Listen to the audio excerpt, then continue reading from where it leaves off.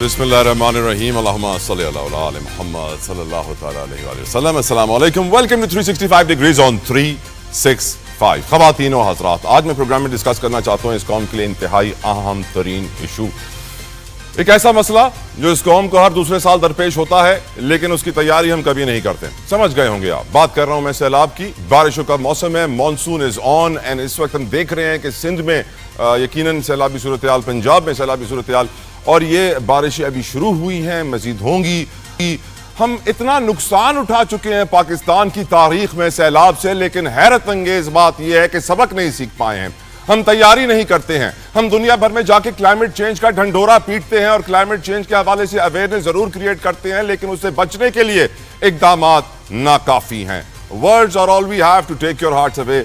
अब तक हम कोई सैलाबी सूरत हाल से निमटने के लिए कोई डैम नहीं बना सके। इससे पहले भी चीफ जस्टिस साहब ने बड़ा चंदा जमा किया, उस चंदे से आज तक डैम ना बन सका। लेकिन आज भी जब पाकिस्तान को सैलाब का खतरा है तो हम ये रियलाइज करते हैं कि क्या हमने बहुत देर कर दी है ये सब कुछ करने में, इसके लिए इकदाम करने में, या अभी भी वक्त बाकी है। इसके ऊपर आज के प्रोग्राम में हम बात करेंगे। वज़ीर आज़म शहबाज शरीफ साहब की आज मुलाकात है सदर मुमलिकत आसिफ अली जरदारी से, इंपॉर्टेंट मीटिंग है, इसके ऊपर भी हम आज डिस्कशन करेंगे। ब्लास्फेमी बिजनेस ग्रुप, एक ऐसा इल्ज़ाम कि हमारे मुल्क को यकीनन शर्मिंदगी से, अल्लाह माफ़ करे, कि हम तौहीन मज़हब और तौहीन रिसालत और मज़हब की तौहीन के केसेस का कारोबार करने लगे हैं। इसके ऊपर इन्वेस्टिगेशन के लिए कमीशन बनाने का फैसला आ चुका है। इस्लामाबाद हाई कोर्ट का ये केस काफ़ी दिनों से लाइव चल रहा था, यूट्यूब पे पूरी कौम ने देखा, और अब देखते हैं कि इस कमीशन की क्या फाइंडिंग्स होंगी। कमीशन बनना यकीनन बहुत ज़रूरी था, इसको भी आज अपने प्रोग्राम में हम डिस्कस करेंगे। साथ साथ PTI के मामला, PTI के अंदर हम जानते हैं कि अलीमा खान साहिबा ने कह दिया है कि इमरान खान साहब के बेटे नहीं आ रहे हैं। बहुत ज़्यादा हाइप क्रिएट की उनके हवाले से। जमाइमा इस मैसेज से खुश नहीं है। इसकी सूरत हाल पर भी हम आज प्रोग्राम में डिस्कशन करेंगे। गुफ्तगू का आगाज़ करते हैं। मेरे साथ मौजूद हैं पाकिस्तान मुस्लिम लीग नवाज रूलिंग पार्टी से उज़्मा साहिबा, किसी तारुफ की मोहताज नहीं। उज़्मा साहिबा अस्सलामु अलैकुम, thank you so very much for your time. हमारे साथ मौजूद हैं पाकिस्तान तहरीक इंसाफ के एडवोकेट अहमद अवैस साहब, उनका भी बेहद मशकूर हूँ, और साथ साथ प्रोग्राम का हिस्सा बनेंगे कादर खान मंदोखेल साहब फ्रॉम पीपल्स पार्टी। गुफ्तगू का आगाज़ करते हैं रूलिंग पार्टी से। उस्मा कारदार साहब, ये सबसे इंपॉर्टेंट सवाल होना चाहिए इस पूरी कौम के लिए। हमने कई 100 अरब डॉलर्स का नुकसान सैलाब की वजह से उठाया। आज फिर इस मुल्क में मानसून का सीजन है, सैलाबी सूरत हाल है, कौम को याद आ रहा है डैम के नाम पे हमने कितना चंदा दिया था, चंदे से कुछ हुआ नहीं खास, सूद जरूर बन रहा है उसके ऊपर। आपकी नजर में क्या पाकिस्तान आज सैलाब के लिए तैयार है, और अगर नहीं तो कौन है जिम्मेदार? मैडम बिस्मिल्लाहिर्रहमानिर्रहीम, बहुत शुक्रिया तला, आपने मुझे इनवाइट किया। आप बिल्कुल सही कह रहे हैं कि हमारे मुल्क में प्रोएक्टिव होने की बजाय हम रिएक्टिव ज्यादा होते हैं। लेकिन हम देखें, हर सूबे को आपको अलग अब जज करना पड़ेगा ना। आप पूरे पाकिस्तान को एक ही तरीके से तो आप जज नहीं कर सकते हैं, क्योंकि सिंध में उनकी अपनी अलहदा हुकूमत है, KP में अलहदा हुकूमत है, पंजाब में अलहदा हुकूमत है, सेंटर में तो आपको पता है फेडरल टेरिटरी में तो सवाए इस्लामाबाद के तो और कोई शहर आता नहीं है।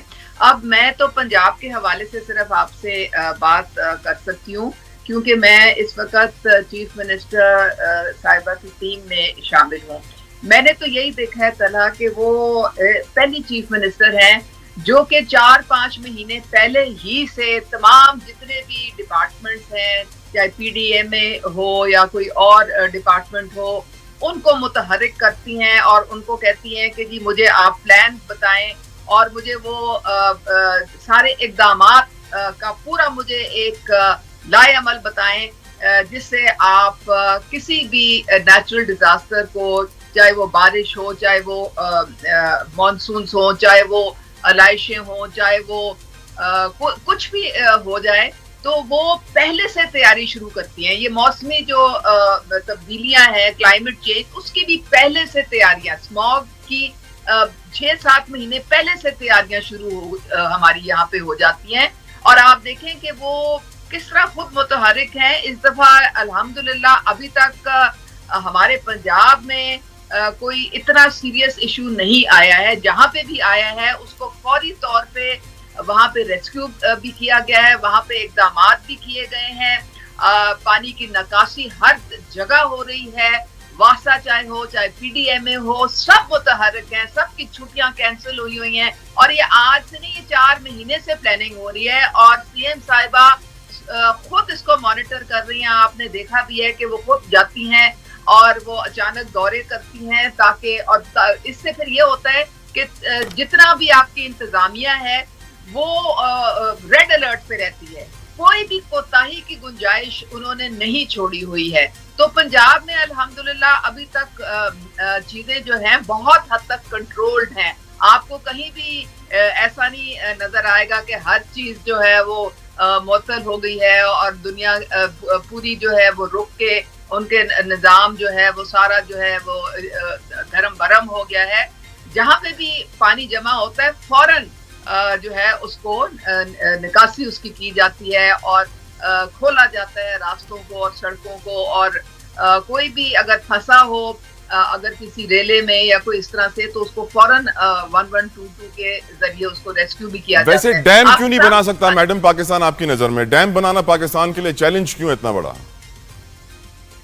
دیکھیں بات ساری یہ ہے کہ ہمارا المیہ یہ ہے کہ جب پاکستان بنا اور پارٹیشن کے بعد انڈیا نے تو ڈیم بنانے پہ زور دیا، تو انہوں نے 5000 سے زیادہ ڈیم، بغلیار ڈیم، فلانا ڈیم، اور انہوں نے ہمارا پانی، ہمارا چناب کا، ہمارا راوی کا پانی جو تھا وہ کم سے وہ ڈیم بنا کے بہت انہوں نے ہمیں نقصان دیا. ہم نے کیا کیا؟ ہم نے سوائے 2-3 بڑے ڈیمز کے، اب کالا باغ ڈیم جو تھا وہ اس کی وجہ، وہ اگر بن جاتا ہمارے سارے انرجی کے کرائسس، ہماری یہ سیلابی کیفیت جو ہے سارے دور ہو جاتے، لیکن ہم نے اس کو متنازع بنا دیا، ہم نے اس کو سیاسی بنا دیا. اب بھاشا ڈیم جو ہے وہ بنانے جا رہے ہیں. آپ بالکل صحیح کہہ رہے ہیں کہ پوری دنیا میں ایک چیز کرتے تھے جا کے جو ڈیم فنڈ کے لیے پیسے جمع کر کے لے کے آئے تھے، اب ہمیں نہیں پتا وہ فنڈ ہے کدھر. بالکل ٹھیک ہے. میری نظر میں میڈم ایک بڑی وجہ میں آپ کو بتاؤں گا، نیلم جھیلم ہائیڈرو پاور پروجیکٹ 500-600 ارب روپے کا بنا تھا. اس کے اندر ڈیزائن کے اتنے فلاؤز تھے کہ ہر چوتھے 5ویں 6 مہینے خراب ہو جاتا تھا. شاید ہمیں ڈیم بنانے کی ہماری نیت نہیں ہے میرے خیال سے. Let me take this question to Qadir Khan Mandokhel صاحب. مندوخیل صاحب، سیلاب، زلزلے، آفات، مانسون سیزن ہے، we are expecting another flood, اللہ نہ کرے، اللہ ہمیں اپنے حفظ و ایمان میں رکھے، لیکن ہماری قوم اس کے لیے تیار کیوں نہیں ہوتی؟ ہماری حکومت اس کے لیے پراپرلی تیار کیوں نہیں ہوتی؟ جس طرح ابھی عظمیٰ صاحبہ نے کہا کہ پنجاب اپنا کر رہا ہے، سندھ اپنا کر رہا ہے، کے پی کے اپنا کر رہا ہے، بلوچستان اپنا کر رہا ہے، وفاق اپنا کر رہا ہے. 18ویں ترمیم کے بعد کیا ہی اچھا ہوتا کہ اگر یہ جو نیچرل ڈیزاسٹرز آتے ہیں ان کے لیے ایک نیشنل پالیسی ہوتی. قادر خان مندوخیل صاحب، آپ کا اس کے اوپر نظریہ، اور ہم ڈیم کیوں نہیں بنا سکتے، یہ بھی بتائیے گا. جی بہت شکریہ جتوئی صاحب. ہم نے کوئی کام کرنا نہیں ہے، اور اگر کرنا ہے تو پھر ایسے ہی کرنا ہے، نہ اس کا کوئی سر ہوگا نہ پیر. یعنی ساہیوال کول پروجیکٹ ہم نے بنایا ہے، جس کا کوئلہ جو ہے نا وہ امپورٹ ہو کے کراچی آتا ہے، پھر کراچی سے بائی روڈ ہو کے ساہیوال وہاں وہ بجلی بنا کے دے گا ہمیں. یہاں تھر کوئلے سے بھرا ہوا ہے، عالمی سطح پہ یہاں ذخیرے موجود ہے. تو اگر ہماری پروجیکٹ ایسی ہو، پھر ہم نے کالا باغ ڈیم جو ہے نا وہ بنانے کی ہم نے کوشش کی ہے. ہم نے اس کا ڈیزائن ایسی بنا ہے کہ پختونخوا ڈوب رہا تھا اور بلوچستان اور سندھ جو ہے نا وہ خشکی کی طرف جا رہا تھا. تو ہم ایسی حرکتیں کرتے کیوں ہے؟ ہم یہ جو ڈیزائنر ہے ان کو 2 جوتے مارتے کیوں نہیں ہے کہ آپ کو جو ڈیزائن بناتے ہو، آپ کوئی کام کے ڈیزائن، ابھی آپ نے نیلم پروجیکٹ کا ہائیڈرو پروجیکٹ کیا ہے، اس کی کتنی ہے، کیا اس کو سزا ملی؟ یہاں کراچی میں ایک شیرشاہ پل ہے، اور وہ پل ایسی بنا، میں اسی شام کو گزر آتا، اور گزرنے کے بعد میں نے کہا اس پہ تو ٹریفک بھی جام ہے، یعنی پورا گول دائرہ کر کے، اور کوئی پلر نہیں تھا. تو میں نے کہا اس پہ تو ٹریفک بھی جام ہو جائے تو گر جائے گا، اور وہی ہوا کہ وہ اگلے دن وہ گر گیا. اور پھر جا کے جو این ایل سی کے پاس پھینکا تھا، اس نے بولا صرف 95 کروڑ نقصان ہوا ہے. میڈیا نے کہا 3 ارب، بولا نہیں اس وقت کے 95 کروڑ. تو سوال یہ کہ ہم ڈیزائن بناتے ہیں ساہیوال کول پروجیکٹ کی طرح، یا نیلم ہائیڈرو پروجیکٹ کی طرح، یا کالا باغ ڈیم کی طرح، اس طرح بے سرے، بے تکے اور قوموں کو لڑانے والے اگر ہم پروجیکٹ بنائیں گے تو یہ ملک پر ترقی کرے گا، ورنہ نہیں کرے گا. احمد اویس صاحب، آپ کی نظر میں، کیونکہ میں اب جو سن رہا ہوں اپنے مہمانوں کی گفتگو، تو مجھے لگ یہ رہا ہے کہ ہماری کچھ پالیسیز ایسی ہیں جس کی وجہ سے ہم پاکستانی نہیں بن پا رہے اور ہم سندھی، پنجابی، بلوچی، پٹھان ضرور بن رہے ہیں اور وہ تفریق بڑھتی جا رہی ہے ہماری قوم کے اندر. آپ اس کے اوپر تھوڑی روشنی ڈالیے. کیا وجہ ہے کہ پاکستان کے لیے ڈیم بنانا مشکل اور سیلاب کی تیاری کرنا مشکل، باقی سارے کام آسان؟ احمد اویس صاحب، کین یو ہیئر می سر؟ جی عرض کر رہا ہوں. میں آپ کے سامنے عرض یہ کروں گا کہ یہ صورتحال جو ہے یہ ہمیں اصل میں جو جس بات پہ توجہ دینی ہے وہ ہم نہیں دیتے. اس میں تو کوئی شک نہیں ہے کہ نہ ہماری نیشنل لیول پہ کوئی پالیسی ہوتی ہے، نہ پالیسی میں کنسسٹنسی ہوتی ہے. اگر کسی نے بڑا زور لگا کے اور کوئی ایفرٹ کر کے کوئی پالیسی بنائی بھی، اگلی حکومت کا کام سب سے پہلا یہ ہوگا کہ اس پالیسی کو جو ہے نا وہ اسکریچ کر دے. یہ تو غلط بن گئی، نئے سرے سے بناؤ. وہ نئے سرے ہوں گے، نئے ہوتے رہیں گے، لیکن نیٹ ریزلٹ آپ کو زیرو سے مائنس میں جاتا ہوا نظر آئے گا. یہ ہماری کنسسٹنٹ پالیسی ہے، آج سے نہیں، ڈیکیڈز اولڈ ہے. ابھی ممدوح خیل صاحب نے یہ بات بھی کی ہے اور ابھی عظمیٰ کاردار بھی بتا رہی ہیں کہ جو حقیقتاً جو باتیں ہیں، باقی یہ کہہ دینا کہ جی اب فلڈ آ رہا ہے تو ہم چھٹیاں کینسل کر دی ہیں، ہم وہ مانیٹرنگ کر رہے ہیں، دیکھ رہے ہیں. بھائی مانیٹرنگ کر کے دیکھنے سے، چھٹیاں کینسل کرنے سے پانی کے بہاؤ کو تو کوئی نہیں روک سکتا. وہ ایک ریلا تو گزرے گا اور جو کچھ سامنے آئے گا اس کو لے جائے گا ساتھ. پالیسی تو یہ ہوتی ہے کہ آپ نے اس کو پہلے کو بند باندھنا ہے، کچھ آپ نے پہلے تدابیر اپنے کرنی ہے. دیہوں کا پانی تو وہ استعمال کر لیتے ہیں، انہوں نے ڈیم لگا دی. مانسون کی جب باتیں ہوتی ہیں تو وہ ایک دم سے پاکستان میں آتا ہے. ہمیں اس کے پیش نظر ہمیں کوئی یہاں پہ چھوٹے ڈیمز یا لیکس کا یا ریزروائر کا سلسلہ بنانا چاہیے تاکہ ہم ڈراؤٹ کی شکل جب صورتحال پیدا ہو تو اس سے بھی نپٹ لیں. عظمیٰ صاحبہ، I'll come to you. یقیناً وفاقی حکومت کی بھی کچھ ذمہ داری ہے. وفاقی حکومت پی ایم ایل این، آپ جانتی ہیں ہمارے وزیر اعظم شہباز شریف صاحب لیڈ کر رہے ہیں. اب ایسے میں اب سیلابی صورتحال ہے. کیا وفاقی حکومت کو نہیں چاہیے کہ وہ ایک نیشنل ایمرجنسی کے تحت ایسے پروجیکٹس لے کر آئے پی ایس ڈی پی کے اندر جو کہ ان سیلابوں کا پانی سیو کر سکیں؟ ویسے بھی ہم جانتے ہیں کہ سپریم کورٹ سے پیسے تو حکومت کے اکاؤنٹ میں ٹرانسفر ہو رہے ہیں، وہ ڈیم والے پیسے بھی ٹرانسفر ہو گئے ہیں، القادر ٹرسٹ والے کیس بھی ٹرانسفر ہو گئے ہیں. تو ان پیسوں کا استعمال تو کرنا چاہیے شہباز شریف صاحب کو. میڈم یہ ایسے نہیں ہے بات کہ جو فیڈرل حکومت ہے وہ ہاتھ پہ ہاتھ رکھ کے بیٹھی ہوئی ہے. وہاں پہ این ڈی ایم اے ہے اور این ڈی ایم اے کے ساتھ سارے چاروں جو مین صوبے ہیں ان کے اپنے اپنے جو آپ جیسا کہہ سکتے ہیں کہ ان کی جو P D M As, provincial disaster management, ہر صوبے کے اندر ڈیزاسٹر مینجمنٹ، چاہے وہ سندھ کی ہو، چاہے پنجاب کی ہو، کے پی کی ہو، بلوچستان کی ہو، وہ سارے ان کے ساتھ لنکڈ ہیں. پالیسی تو وہیں سے آتی ہے، پالیسی گائیڈ لائنس تو وہیں سے آتی ہیں، لیکن مینجمنٹ اور سارے فنڈز وغیرہ جو ہیں 18ویں ترمیم کے بعد وہ پروونسز کو خود اپنے بروئے کار لانے پڑتے ہیں، ان کو مینجمنٹ خود کرنی پڑتی ہے. ہمارے پی ڈی ایم اے کا یہاں پہ بہت بڑا کنٹرول روم ہے جہاں پہ ہر چیز جو ہے وہ مانیٹر ہو رہی ہے. بالکل پتہ ہوتا ہے کس جگہ کیا سیلابی ریلا ہے، کس جگہ جو ہے کہاں پہ ابھی لوگوں کو مدد کی ضرورت ہے یا کوئی چیز جو ہے وہاں پہ ریسکیو کو پہنچنا ہے. لیکن جو ڈیمز ہے نا وہ تو ایک فیڈرل لیول کی ایک پروجیکٹس ہوتے ہیں اور وہ پورے پاکستان کے لیے ہوتے ہیں. بجلی بھی جو بنتی ہے ان ڈیمز میں، تربیلا میں، مانگلہ میں، ان ساروں میں، وہ پورے پاکستان میں ڈسٹریبیوٹ ہوتی ہے. تو یہ بڑے بڑے ڈیمز جو ہیں، یہ نیلم جیلم ہو گئے، بھاشا ڈیم، یہ جتنے جو ہمارے ہیں وہ پروونسز کے انڈر نہیں آتے ہیں، یہ سارے فیڈرل گورنمنٹ کے انڈر آتے ہیں. تو یہ کوتاہی بھی فیڈرل گورنمنٹ کی ہوئی کہ نئے ڈیمز نہیں بن رہے؟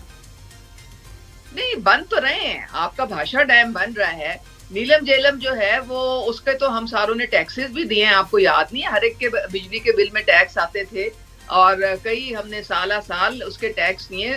وہ اگر کوئی آپ کہہ رہے ہیں، میں آپ کے منہ سے سن رہی ہوں کہ اس کے اندر کوئی فلاز رہ گئے، کیونکہ اس میں دیکھو صرف ہمارے نہیں انجینئرز ہوتے ہیں، باہر سے بھی ہم مدد لیتے ہیں. باہر سے بھی لوگ آ کے کئی دفعہ اٹیلینز ہوتے ہیں، کوئی چائنیز ہوتے ہیں، مختلف لوگ ہیں جو کہ آ کے ہمیں مدد کرتے ہیں. لیکن کیا خرابی آئی ہے یہ آئی ایم سوری، مجھے اتنا اس کا بھی علم نہیں ہے. جو بھی آئی ہے اس کو دور کرنا بہرحال بہت بڑی ایک ذمہ داری ہے. بھاشا ڈیم بن رہا ہے اور ابھی تو آپ دیکھیں جو انڈس واٹر ٹریٹی کا جو ایک ہمارے اوپر ایک نئی جو ایک مصیبت انڈیا نے لا کے کھڑی کر دی ہے، ابھی تو وہ چیلنج ہم نے اس کو فائٹ کرنا ہے، ٹوتھ اینڈ نیل فائٹ کرنا ہے، اور الحمدللہ ہم ایک بین الاقوامی سطح پر ہم جیت رہے ہیں، ہمارا نیریٹو بھی جیت رہا ہے، اور وہ بالکل جو جس طرح سے وہ کہہ رہے ہیں نا کہ یک طرفہ یہ ہم انڈس واٹر ٹریٹی ختم کر دیں گے، وہ نہیں کر سکتے ہیں۔ ہم کئی دفعہ تو انٹرنیشنل کورٹ آف جسٹس میں گئے ہیں جہاں پہ یہ ان کی کشن گنگا یہ فلانا یہ جو اس طرح سے ڈیمز بنا دیتے تھے، اس سے ہمیں بڑا نقصان ہوتا تھا۔ بالکل ٹھیک، اور میڈم یہی وجہ ہے کہ ہر پاکستانی کہہ رہا ہے کہ سیلاب سے بھی نقصان ہو رہا ہے، بھارت ہمارا دشمن پانی کی دھمکی دے رہا ہے، ہمیں پانی کا مسئلہ حل کرنا بہت ضروری ہے ہمارے لیے اس وقت، یہ لائف اینڈ ڈیتھ کا میٹر ہے۔ میں چاہوں گا کہ میں بریک پہ جانے سے پہلے میں 1 منٹ احمد اویس صاحب کو دوں، کیونکہ ان کی بات اس وقت کلیئرلی نہیں آئی تھی۔ احمد اویس صاحب میں چاہوں گا اپنی بات کمپلیٹ کریں سر۔ احمد اویس صاحب، کین یو ہیئر می سر؟ جی، میں آپ کو عرض کر رہا تھا اس وقت بھی کہ یہ صورتحال جو ہے ہمیں پریمپٹیو میئر جو ہیں وہ وقت سے پہلے لینے ہوتے ہیں، اور یہ سال کا ڈیکیڈ رول پرابلم ہے۔ ہم ہر دفعہ بات کرتے ہیں، شور مچاتے ہیں اور پھر چپ کر کے بیٹھ جاتے ہیں، کوئی پالیسی نہیں ہوتی، کسی نے کوئی پالیسی کوئی پروجیکٹ جو ہے تو بنایا بھی اپنے ٹینیور میں عمل درآمد نہیں ہوا، اور اگلا آیا تو اس نے اس کو پھینکا اٹھا کر گڈی کی ٹوکری میں، اور پھر نئی چیز میں پھر خرچے شروع ہو گئے، تو خرچے ہو جاتے ہیں لیکن اس سے علاوہ جو ہے کام اس سے آگے نہیں ہوتا۔ اور یہ اتنا سیریس ایشو ہے کہ ہماری کیونکہ پاکستان جو ہے ایگریکلچر بیسڈ کنٹری ہے، میرا سمجھ یہ کہ ہمیں نقصانات جو ہے ہماری شہری آبادی کو نقصان ہوتا ہے، ہمارے لوگوں کے کاروبار کا نقصان ہوتا ہے، ہماری زراعت کے اوپر بھی اس کا بھیانک جو ہے وہ افیکٹ پڑتا ہے۔ کچھ فائدے بھی ہوتے ہیں لیکن جو جتنا نقصان ہے اس کا پیٹ و بیٹ آپ اس کا اندازہ نہیں لگا سکتے۔ لیکن حکومت جو ہے وہ اس کو ڈے ٹو ڈے جو میٹر جس میں ان کے اپنے گین ہو اس سے جب تک فرصت نہیں ملے گی اور نیشنل لیول کے اوپر سیلف لیسلی ڈسپیشنیٹ ہو کے کام کرنے کی عادت نہیں پڑے گی، اور نیشنل ایسٹ کو ایک ایسا ایسٹ سمجھنا کہ جہاں پہ کوئی غلط نظر سے نہ دیکھے نہ ہاتھ مارے اس کے اوپر، تو پھر آپ کی پالیسی بھی اچھی بنے گی، آپ کے کام بھی ٹھیک ہوں گے، اور ہم پاکستان کو بڑی آسانی سے ایک ترقی کے راستے کے اوپر لے جا سکتے ہیں۔ بالکل، لیکن آپ دیکھا کہ ہم آسیلیٹ کرتے رہتے ہیں، ہم ایک سے دوسری حکومت کے درمیان ہم آسیلیٹ کرتے رہتے ہیں، اور اس آسیلیشن کے اندر ہمیں سوائے نقصان کے سوائے کرپشن کا کچھ بھی ملا دینا۔ مجھے بریک کی طرف جانا ہے، ایم ایس صاحب with your permission I take a break سے واپس آئیں گے، ویورز بہت خبر ڈسکس کریں گے۔ ہر پاکستانی کا دل ٹوٹا جب اس نے یہ سنا کہ ایک اسلامک ریپبلک آف پاکستان ہونے کے باوجود پاکستان میں ایسے لوگ بھی موجود ہیں جو توہین رسالت اور توہین مذہب کا کاروبار کرتے ہیں، لوگوں پر جھوٹے الزامات لگا دیتے ہیں اور پھر ان سے پیسے اڑتے ہیں، ان کو گرفتار کراتے ہیں، اور ادارے بھی ان کے ساتھ ملے ہوئے ہیں۔ یہ الزام لگایا گیا ایک وکیل راؤ عبدالرحیم اور ان کے ساتھی حسن معاویہ کے اوپر، جو لوگوں کے اوپر جھوٹے کیسز بنا کر پھر ان سے پیسے اڑنا شروع کرتے ہیں، جس کے اوپر الزامات کے اوپر اسلام آباد ہائی کورٹ میں سردار اعجاز اسحاق خان آنریبل جسٹس نے لائیو براڈ کاسٹ یوٹیوب پہ دکھائی، اور یہ کیس سنا، اور اس کیس کو سننے کے بعد پراپرلی انہوں نے فیصلہ کیا ہے کہ ہاں انویسٹیگیٹو کمیشن بننا چاہیے تاکہ حقیقت قوم کے سامنے آ سکے۔ یہ وہ حقیقت ہے جو اس قوم کے سامنے اس لیے آنا میری نظر میں ضروری ہے تاکہ اس قوم کو آئینہ دکھایا جائے، آئینے میں، تاکہ وہ دیکھ سکیں کہ آخر مسئلہ کیا ہے پاکستانی قوم کے ساتھ۔ گفتگو کریں گے، قادر خان مندوخیل صاحب میرے ساتھ موجود ہیں اور ماہر قانون ہیں۔ مندوخیل صاحب، اس کیس کو اس پوری قوم نے لائیو دیکھا اور بڑا افسوس ہوا کہ ہم کہاں چلے گئے ہیں، ہم کس سٹیج پہ آ گئے ہیں، ہم اتنے گندے کیسے ہو سکتے ہیں، لیکن حقیقت ہے اور یہ سب ہم نے دیکھا ہے۔ آپ آج کے اس فیصلے کو کیسے دیکھتے ہیں جو کمیشن بنایا گیا، یہ کتنا امپورٹنٹ تھا؟ پلیز آپ کا لیگل اوپینین سر۔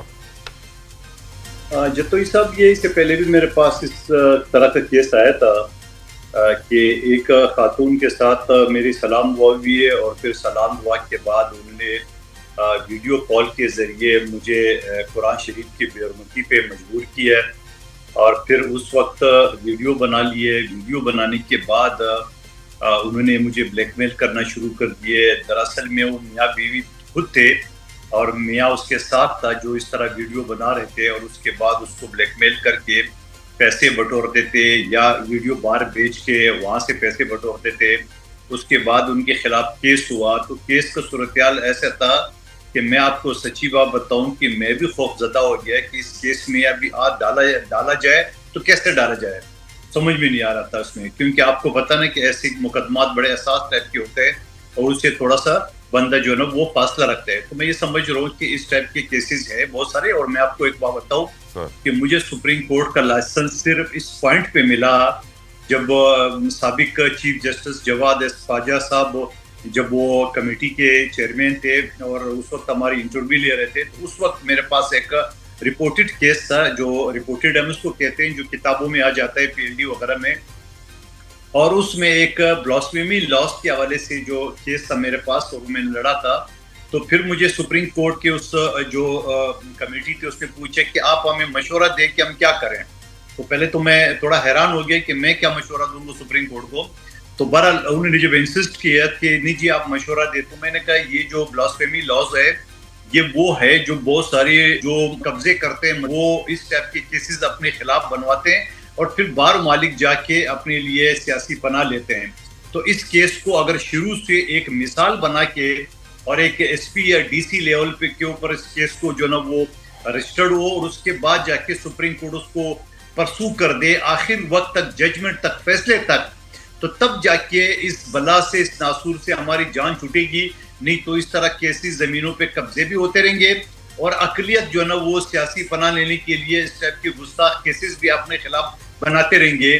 تو یہ تو بالکل آپ درست فرمائیں کہ اس کا ایک سدباب ہونا چاہیے اور بہت ساری بار مالک سے ان کے لیے باقاعدہ فنڈنگ ہوتی ہے جو اس ٹائپ کے لوگوں کو اپنے جال میں پھنسا کے، خواتین یا لڑکیاں، اور پھر اس ویڈیو بار بیچ کے اور پھر اس کے اوپر وہ پیسے بٹورتے. تو یقیناً ایک بڑا احساس اور مندوخیل صاحب، سردار اعجاز اسحاق خان صاحب وہی ان ججوں میں ہیں جنہوں نے خط و خطابت بھی کی تھی، جس کے بعد خبریں بھی چل رہی تھی کہ حکومت ان کو ہٹانے کے لیے ریفرنس بھی لے کر آئے گی. اس کیس کو پوری قوم نے لائیو دیکھا، آپ کو ان کا کنڈکٹ کیسا لگا سر اس کیس میں؟ دیکھیں میں ایک چیز بتاؤں، کیونکہ خود ایک میرا کیس آلریڈی ایک رپورٹڈ ہو چکا ہے اس بلاسفیمی لاز جس کہتے ہیں اس کو، اور اس کے بعد میں نے خود اس طرح ایک مقدمہ کسی نوجوان کا میرے پاس آیا تھا کہ بھائی اس طرح خاتون نے مجھ سے گستاخی کرائی وغیرہ وغیرہ.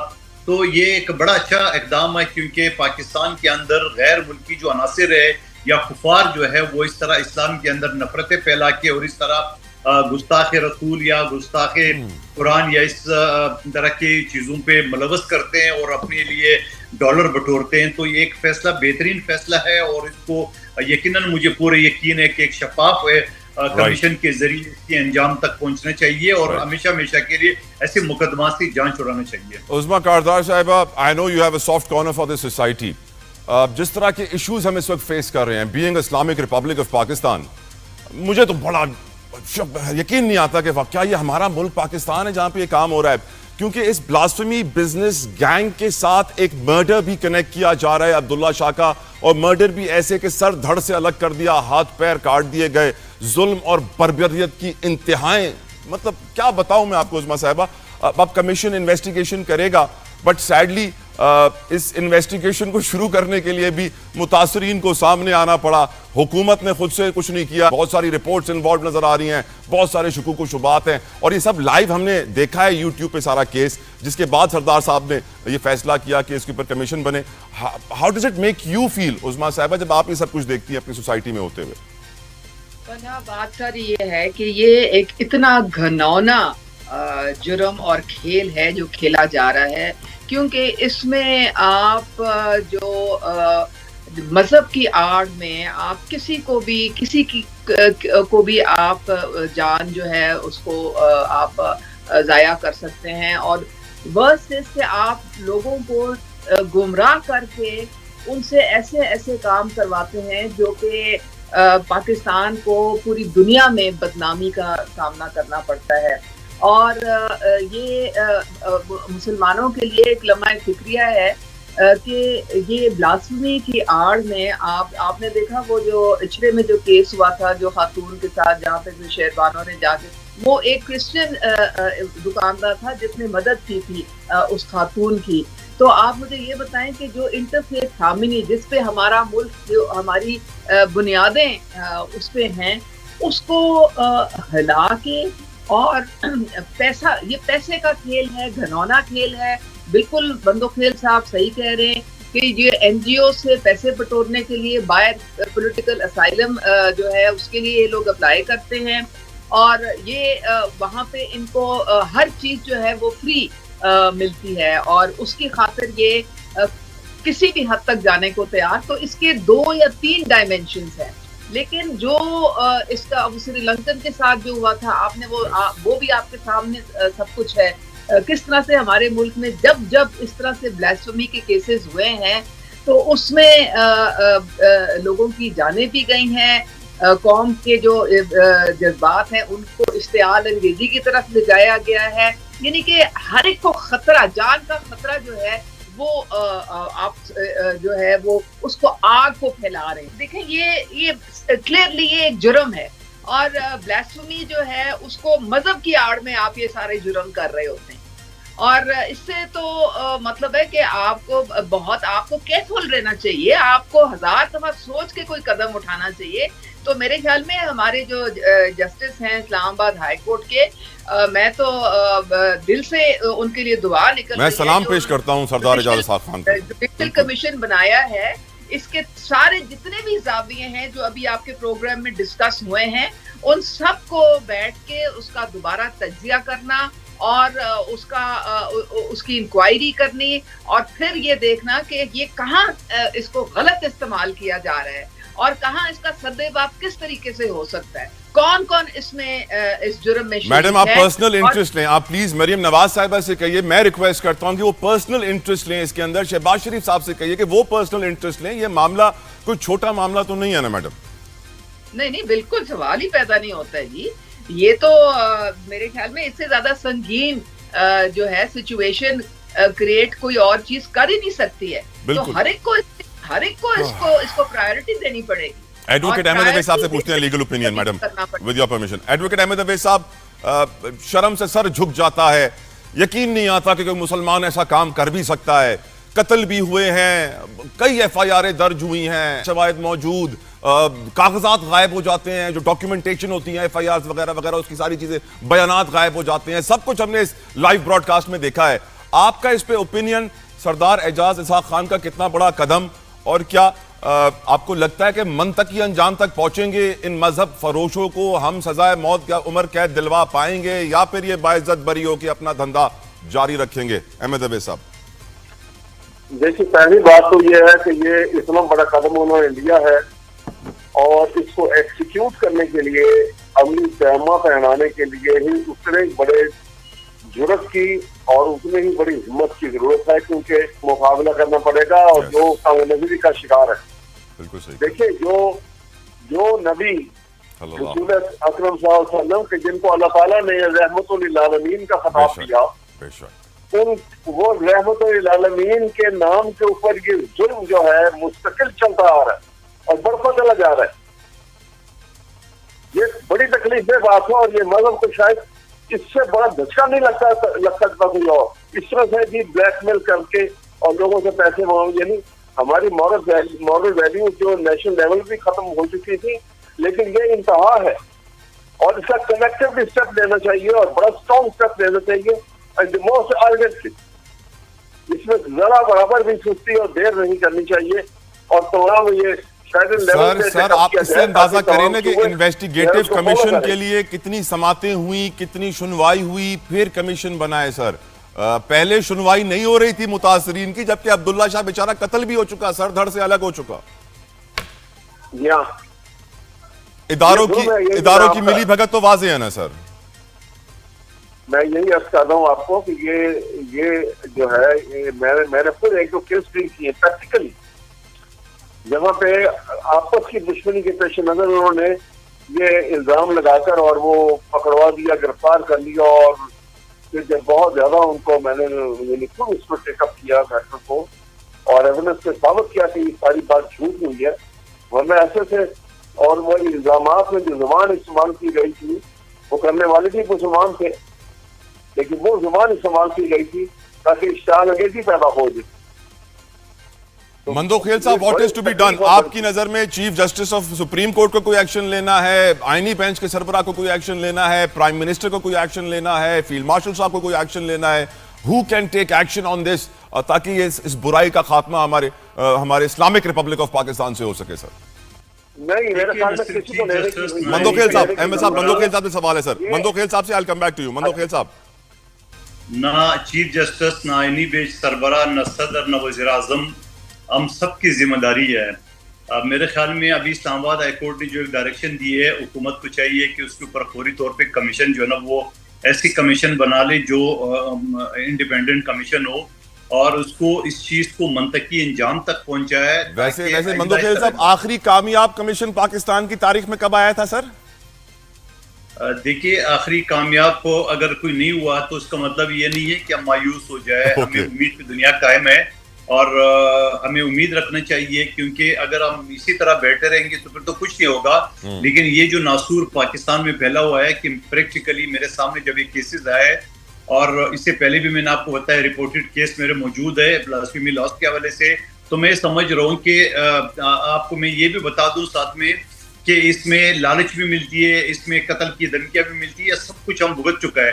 تو میں سمجھ رہا ہوں، امید رکھتا ہوں کہ حکومت اس ایک انڈیپینڈنٹ کمیشن کے ذریعے اس ناسور کو ہمیشہ ہمیشہ کے لیے ختم کرے.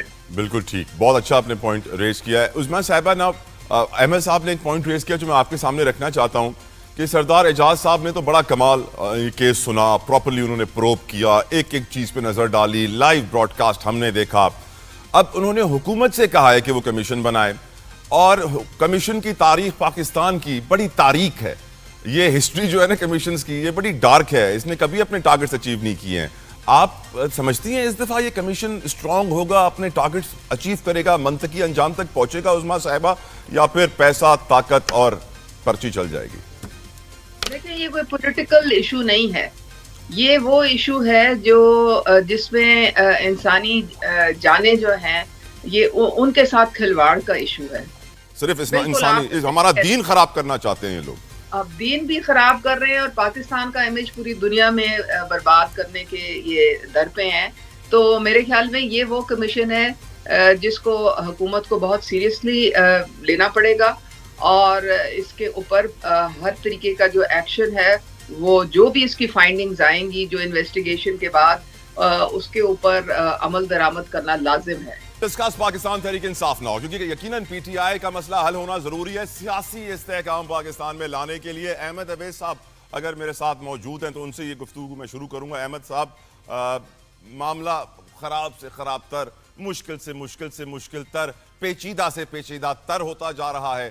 وہ دن کب آئے گا جب پی ٹی آئی کے لیے مشکلات حل ہوں گی، عمران خان کے لیے جیل سے نکلنے کا راستہ کھلے گا، مذاکرات ٹیبل پہ ہوں گے، احتجاج بند ہوگا؟ وہ دن کب آئے گا احمد صاحب؟ دیکھیے بات تو بڑی آسان بھی ہے اور بہت پاکستان میں بہت مشکل بھی ہے، اس لحاظ سے کہ آج کانسٹیٹیوشن کے اوپر فائل تیار ہو جائیں، کمٹمنٹ کر لیں کہ پاکستان کا آئین مقدم ڈاکومنٹ ہے اور rule of law is the only answer نظام کے لیے، تو یہ فوراً دونوں چیزیں حل ہو جاتی ہیں.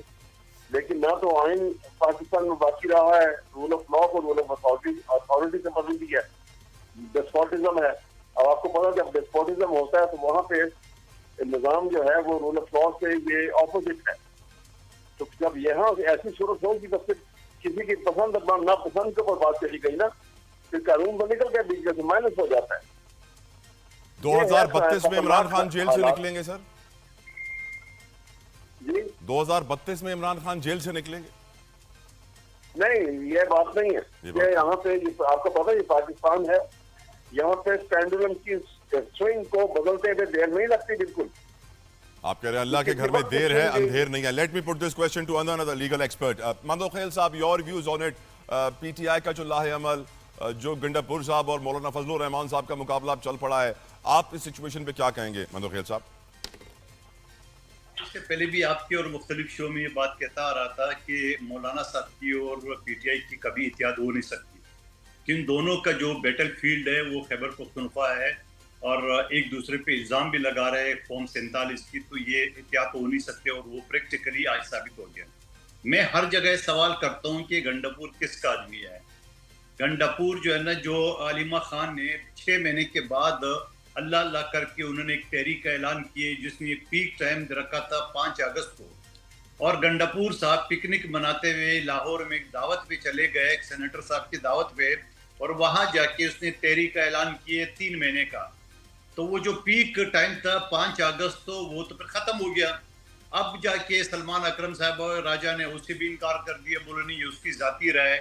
تو یہاں گنڈاپور گروپ ہے، علیمہ گروپ ہے، بشرا بی بی گروپ ہے، عاطف خان گروپ ہے، اسد کیسر گروپ ہے، جمائمہ، اور پھر اس کے علاوہ وہ جو جیل میں شاہ محمود قریشی اور وغیرہ جو ہے نا وہ الگ گروپ ہے.